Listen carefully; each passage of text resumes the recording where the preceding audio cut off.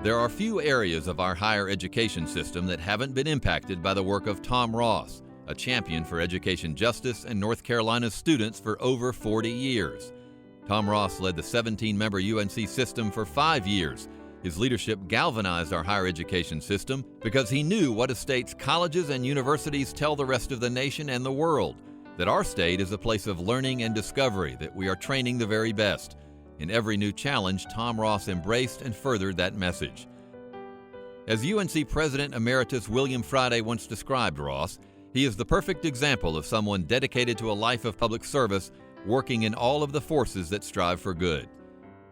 The Greensboro native's years of public service saw the presidency of 2 institutes of higher learning, a stint in politics, serving in the state justice system, and leadership of one of the state's preeminent social justice foundations. Governor Jim Hunt appointed him to the Superior Court bench when Ross was 33 years old, making him the youngest Superior Court judge in the state. A witness to the far-ranging impacts of uneven prison sentencing, Ross led the Sentencing and Policy Advisory Committee. That created a new system to toughen sentences for violent crimes while increasing community-based alternatives to incarceration for nonviolent offenses. Ross preceded fellow champion Leslie Winter as executive director of the Z. Smith Reynolds Foundation, leading their efforts to advance equity, social justice, and public education in our state.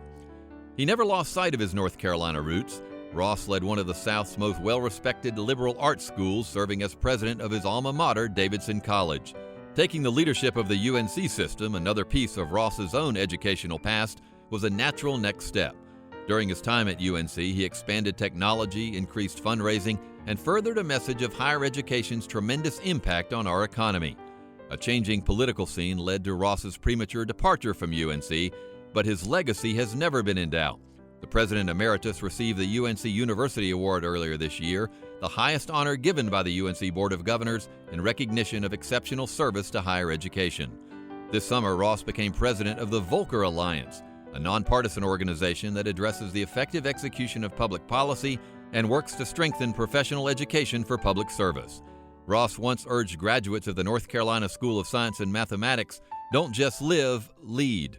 Tonight we honor a leader that has embodied that spirit over a career where he showed he wasn't satisfied with just living or working, but instead chose to lead by example at every turn.